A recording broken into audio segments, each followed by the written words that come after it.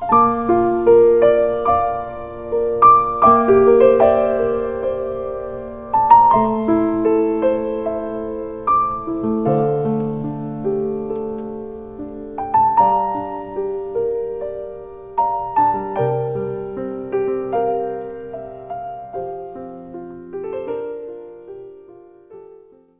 저희가 볼 하나님의 말씀은 누가복음 7장 36절에서 50절까지 말씀입니다.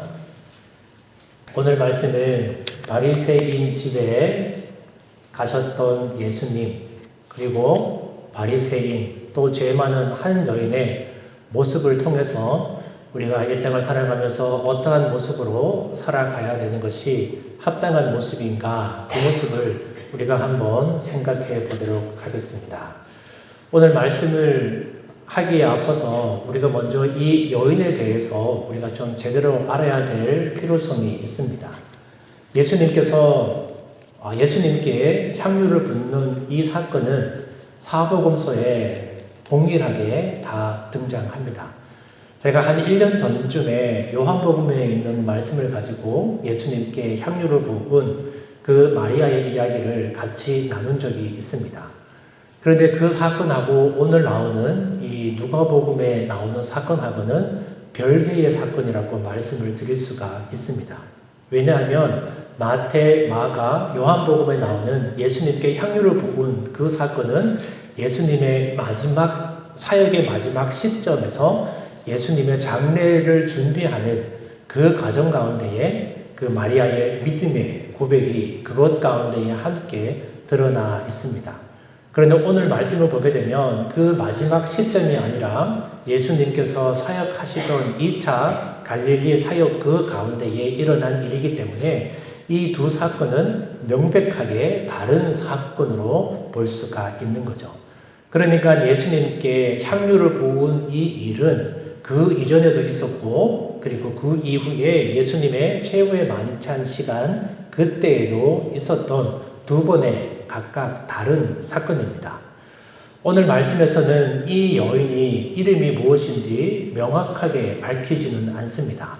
그런데 예전에 한국교회에서 그리고 많은 교회에서 뭐라고 목사님들이 설교를 하고 가르쳤냐 하면 이 여인이 바로 8장에 나오는 막달라 마리아다, 그렇게 가르쳤습니다. 여러분들 그 얘기 많이 들어보셨나요? 여기에 나오는 이 죄 많은 여인이 8장에 나오는 막달라 마리아다. 그러니까 7 귀신으로부터 노임을 받은 그 여인이 바로 7장에 나오는 예수님께 향유를 부은 그 여인이다, 이렇게 해석을 했습니다. 그래서 한국교회 가운데에 그리고 서구에 있는 많은 교회 가운데에 어떻게 많은 사람들이 생각을 했냐면 막달라 마리아는 창녀였다, 그렇게 생각을 하고 또 그렇게 많이들 알고 계십니다.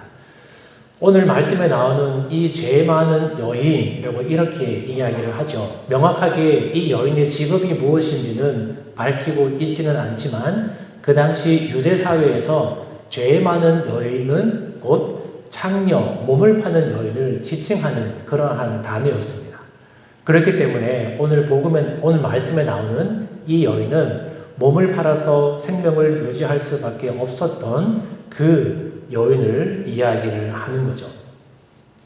그런데 이 여인이 어떻게 해서 이 8장에 나오는 막달라 마리아하고 연결이 되었을까? 그거는 AD 591년에 교황 중에 한 명이 그렇게 강해를 하게 됩니다. 이 7장에 나오는 이 죄 많은 여인이 곧 8장에 나오는 막달라 마리아이다, 이렇게 강해를 함으로 인해서 그때 이후에 교회 가운데에 이 인식들이 다 퍼지게 되었습니다. 그래서 막달라 마리아는 창녀였다, 그렇게 사람들이 생각을 하게 됩니다.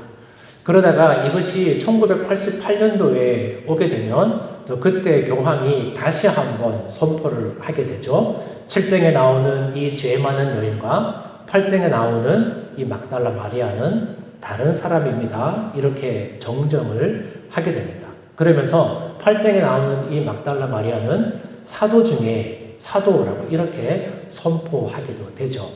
8장에 나오는 막달라 마리아는 예수님과 함께 했고 그의 모든 상황과 물질들을 털어서 예수님의 사역에 동참했던 여인이고, 그리고 또 예수님의 부활을 맨 처음 접했던 여인이고, 마지막까지 예수님의 이 복음의 사역에 힘썼던 여인이지요. 그래서 사도 중에 사도라고 이렇게 칭함을 받게 됩니다. 그 막달라 마리아하고 오늘 7장에 나오는 이 죄 많은 여인은 다른 여인입니다. 오늘 말씀에 처음에 이제 실마리는 이렇습니다. 한 바리새인이 자기 집에 같이 식사를 청하면서 예수님을 자기 집에 초대하게 됩니다. 그 당시 바리새인들이 예수님을 보는 모습과 예수님을 보는 시야는 어땠냐면 예수님을 눈의 가시처럼 여겼습니다. 그래서 어떻게 하면 예수님을 해코지할까?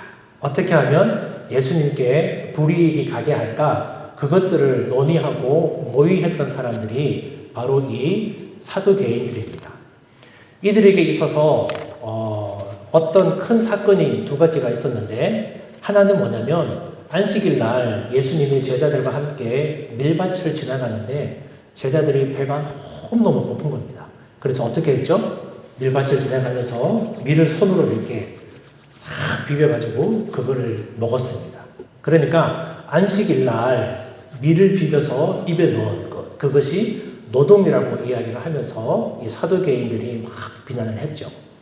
그리고 또 예수님께서 안식일 날 한 손이 마른 사람을 고치는 그런 기적을 행하게 됩니다. 그러니까 또 사두개인들이 보면서 어떻게 안식일 날 저런 일들을 할 수 있느냐? 그러면서 안식일을 범하는 사람, 그리고 먹고 마시기를 즐겨하는 사람들, 이렇게 사두개인들은 예수님과 예수님의 제자들을 흉보고 있었습니다. 그리고 날이 갈수록 이 예수님의 명성이 올라가니까 어떻게 하면 저 명성에 조금이라도 흠이 낼까? 어떻게 하면 트집을 한번 잡아볼까? 그리고는 이렇게 유심히 이렇게 예수님을 계속 지켜보던 사람들입니다. 그런데 그 중에 한 명이었던 이 시몬이라고 하는 사람이 예수님을 자기 집에 초대를 하게 됩니다. 왜 초대를 했을까?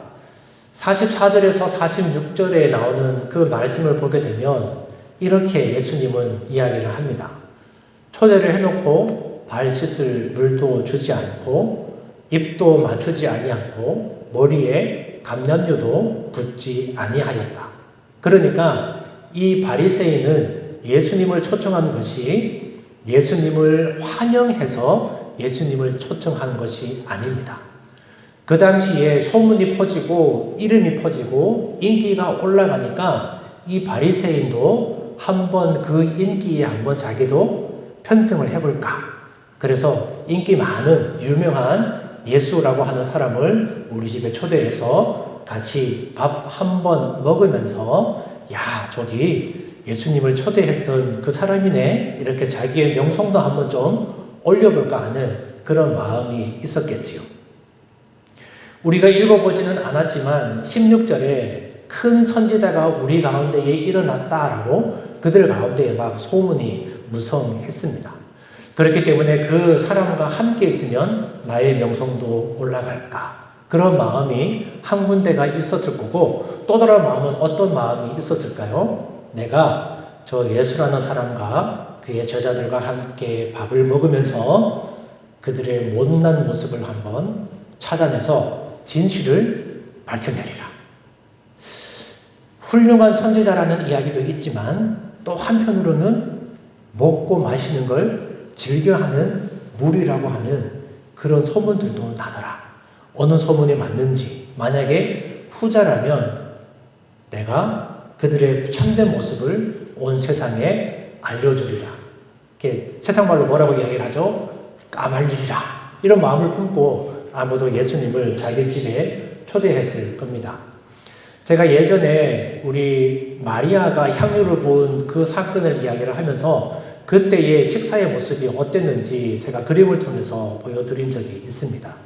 그 당시에는 로마 사람들의 그 풍습을 따라서 많은 사람들이 넓은 공간에 모여서 식탁에 앉아서 밥을 먹는 것이 아니라 한 팔을 이 베개 같은 데 베고 비스듬히 누워서, 왼쪽으로 비스듬히 누워서 밥을 먹었습니다.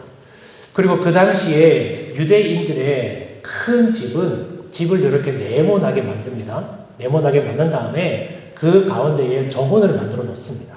그래서 그 갖고 놓은 정원들을 보면서 손님들을 초대해서 이렇게 누워서 밥을 먹는 게 그 당시에 좀 가진 사람들의 집 구조 그리고 식사 모습이었죠.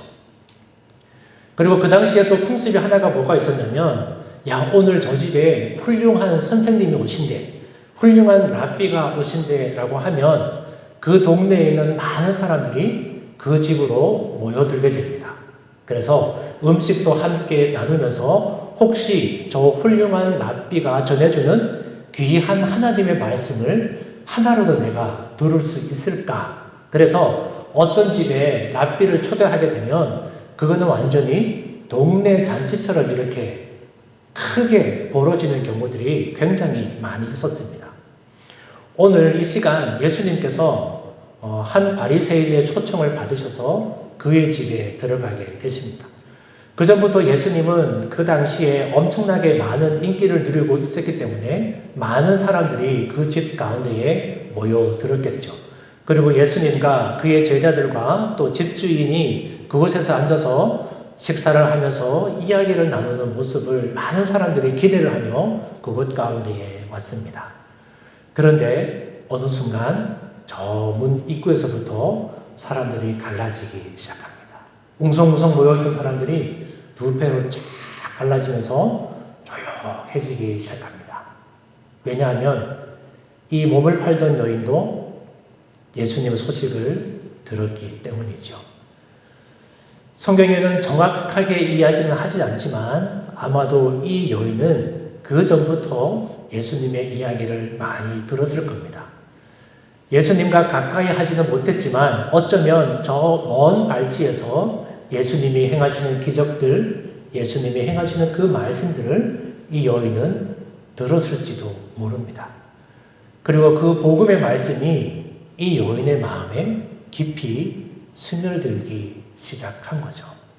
이 여인의 마음이 변하기 시작했습니다. 예수님을 한번 가까이서 만나보고 싶다라고 하는 이 여인의 간절함이 그 마음 가운데에 있었습니다. 그래서 이 여인은 용기를 내게 되지요. 자기를 죄인 취급하며 사람 취급도 하지 않던 그 바리새인 시몬의 집에 과감하게 한 발을 내딛습니다.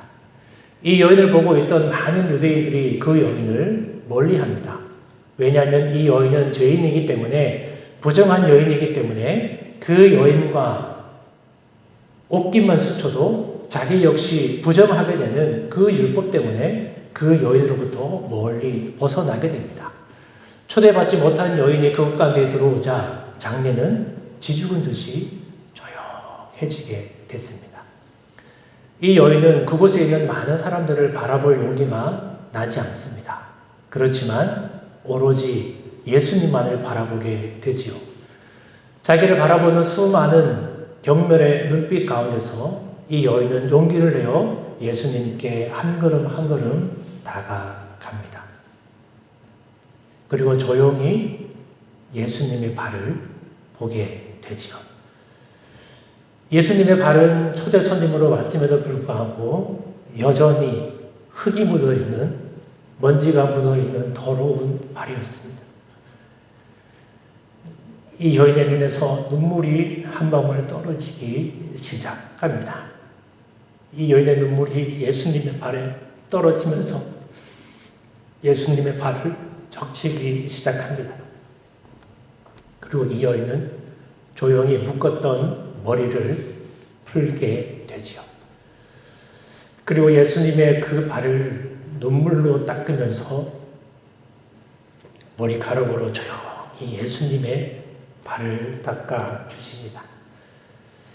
다른 사람들은 자기를 멸시하고 자기를 경멸했지만 나는 너를 사랑한다라고 하시는 그 예수님의 따뜻한 눈빛과 그 마음을, 이 여인의 마음을 녹였습니다.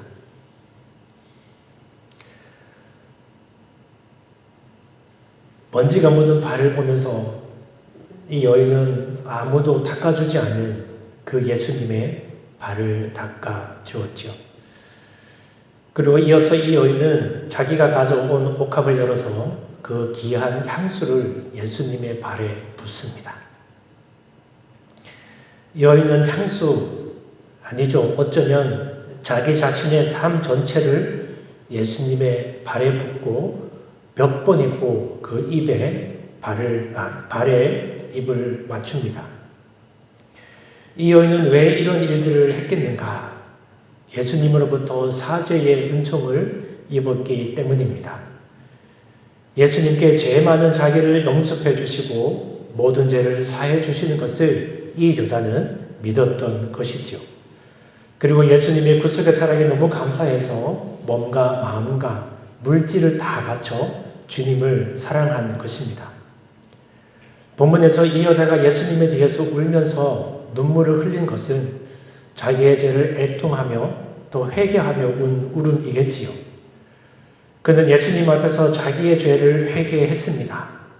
거룩하신 하나님 앞에 섰을 때 머리털보다도 또 더 많았던 자기의 죄를 그 죄가 다 기억이 났을 겁니다.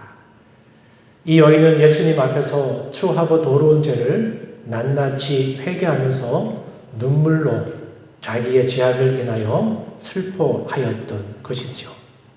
그리고 이 여인은 예수님께서 애통하며 회개하는 자들을 멸시하지 않고 그 모든 죄를 다 사해 주시는 분이심을 확신했습니다. 그럴 때 그 마음속에 뜨거운 감사의 눈물이 동시에 흘러내렸을 것입니다.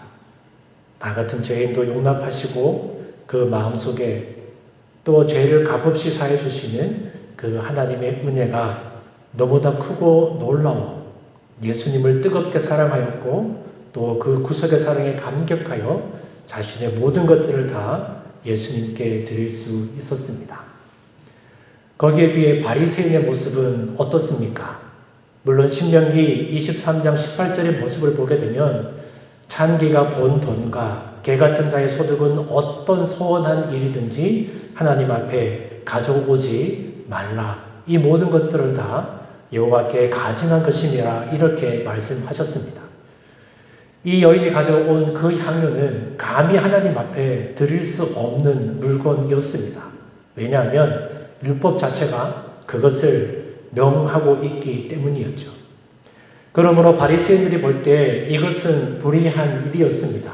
그래서 하나님의 선지자라고 이야기하는 그 선지자는 향료를 받는 걸 보게 됩니다. 시몬은 그 사실 자체가 마땅치 못했습니다. 그래서 38절에 보게 되면 이렇게 그는 생각을 하지요. 예수를 청한 바리새인이 그것을 보고 마음에 이르되 이 사람이 만일 선지자라면 자기를 만지는 이 여자가 누구이고 어떠한 자, 곧 죄인인 줄을 알았을 것이다. 그렇게 이야기를 합니다. 그것을 묵인하고 그것을 모르고 있으니까 바리새인은 속으로 그렇게 외쳤겠지요. 저 봐라. 저는 하나님의 아들이 아니다. 엉터리다. 가짜 선지자다. 드디어 내가 그에게 꼬투리를 잡았다. 이렇게 생각을 했을 겁니다. 그때 예수님은 그를 향해서 이렇게 한 가지 비유로 말씀하고 계시죠. 40절에서 42절까지 말씀인데요. 예수께서 대답하여 이르시되 시몬아 내가 내게 이를 말이 있다 하시니 그가 이르되 선생님 말씀하소서. 이르시되 빚 주는 사람에게 빚진 자가 둘이 있어 하나는 500데나리온을 줬고 하나는 50데나리온을 줬는데 갚을 것이 없으므로 둘 다 탕감하여 주었으니 둘 중에 누가 그를 더 사랑하겠느냐. 예수님의 질문에 시몬은 이렇게 대답합니다. 제 생각에는 더 많이 탕감받은 사람입니다. 그러자 예수님이 옳다 그러면서 그렇게 말씀하시죠. 여기서 이야기하는 500데나리온을 탕감받은 자는 당연히 죄 많은 여인을 이야기를 합니다. 그리고 50데나리온 탕감받은 자는 시몬과 같이 스스로 의롭다라고 생각하는 그 사람들을 이야기하지요. 예수님은 일단은 많이 탕감받은 자를 더 사랑한다 이렇게 대답한 시몬을 향하여 옳다라고 이야기를 하시면서 그도 구체적으로 깨달아 회개할 수 있는 그 기회로 삼으셨습니다. 예수님은 이 시몬이라고 하는 바리새인에 대해서도 여전히 목자의 심정이 넘쳤던 것이지요. 예수님은 여자를 보면서 시몬에게 이렇게 이야기를 하십니다. 네가 이 여자를 보았느냐? 내가 내 집에 들어올 때 너는 내게 발 씻을 물도 주지 않았다. 그렇지만 이 여자는 눈물로 내 발을 적시고 그 머리털로 닦았다. 너는 환영에 입맞춤도 하지 아니하였지만 그는 내가 들어올 때부터 내 발에 입을 맞추었다. 너는 내 머리에 감람유도 붓지 아니하였을 때 그는 향유를 내 발에 부었다. 이 여인의 모습을 너는 보았느냐? 그렇게 물으십니다. 왜냐하면 그 당시 유대 사회에 관습이 있었지요. 먼지가 많은 지역이었기 때문에 샌들을 신고 다니면 먼지가 묻을 수밖에 없습니다. 그래서 자기 집에 손님을 초대하게 되면 당연히 그 발을 씻을 물을 내어주게 되죠. 그리고 집에 종이 있으면 그 손님의 발을 깨끗하게 씻어줍니다. 그리고 손님이 자기 집에 들어오게 되면 환영한다는 의미로 그 손님의 어깨에 손을 얹고 입맞춤을 하게 됩니다. 그리고 뜨거운 태양 밑을 걸어온 손님들에게 손맛을 씻게 한 후에 향불을 피우거나 머리에 향료 한 방울을 떨어뜨리면서 그 손님에게 위로와 큰 환영의 인사를 하게 됩니다. 아무리 가난한 사람이라고 할지라도 기름 몇 방울 정도는 떨어뜨려 주는 거죠. 그런데 시몬은 그 어느 것 하나 하지 않았습니다. 이 세 가지는 당시에 당연히 해야 될 예법이었습니다. 그런데 시몬은 그 어느 것 하나 하지 않았습니다. 예수님을 모셔놓고는 예수님을 존경하지도 않았고 진심으로 그를 대하지도 않았습니다. 시몬은 형식적으로 예수님을 대했을 뿐이지요. 예수님을 섬기는 자세는 너무나 진심이 없었습니다. 그냥 한번 때우고 한번 대접하는 것으로 말려고 했던 것이지요. 시몬은 예수님을 청해놓고도 할 수 있는 것들을 하나도 하지 않았습니다. 혹시 저와 여러분들은 어떠하십니까? 오늘 예배에 나올 때 그 죄 많은 여인과 같은 심정으로 오셨습니까? 아니면 바리새인과 같은 그런 마음으로 나오셨습니까? 우리가 맨 처음 예수님을 영접했을 때 그 죄 많은 여인과 같은 그러한 심정이었을 것입니다. 구원의 감격과 또 기쁨이 흘러 넘쳤을 겁니다. 그런데 어느 순간 내 마음 가운데는 그러한 감격이 사라져 버렸습니다. 오히려 바리새인과 같이 예수님을 내 삶 가운데에 모시게 되면 예수님을 내가 믿는다고 하면 내가 지금보다 좀 더 잘 되지 않을까, 뭔가 나에게 유익이 있지 않을까 하는 그 심정으로 예수님을 모시기는 했지만 발을 닦아드릴 일도 드리지 않고 반갑게 맞이하지도 않고 싹으로 감람유 하나 기꺼이 내어드리지 못하는 그 모습이 바로 나의 모습은 아닌가 생각해 보게 됩니다. 그러나 그럼에도 불구하고 예수님은 우리에게 계속 말씀하십니다. 500데나리온이나 빚진 그 여인도 탕감을 받았고 50데나리온 빚진 너도 탕감을 받았다. 우리 모두는 너나 할 것 없이 잘났든지 못났든지 이 예수 그리스도의 구속의 은총을 누리는 우리가 되어야겠습니다. 우리 마지막으로 50절 말씀을 다 같이 한번 읽었으면 좋겠습니다. 저기에 우리가 조금만 변경해서 읽겠습니다. 이 여자라고 하는 단어가 있는데요. 그 여자라고 하는 단어에 자신의 이름을 넣어서 한번 읽어보도록 하겠습니다. 예수께서 광준이에게 이르시되 내 믿음이 너를 구원하였으니 평안히 가라 하시니라. 하나님의 평안이 그리고 예수 그리스도의 그 구원의 은혜가 한 주를 살아가는 저와 여러분과 함께 하시기를 주님의 이름으로 축원합니다.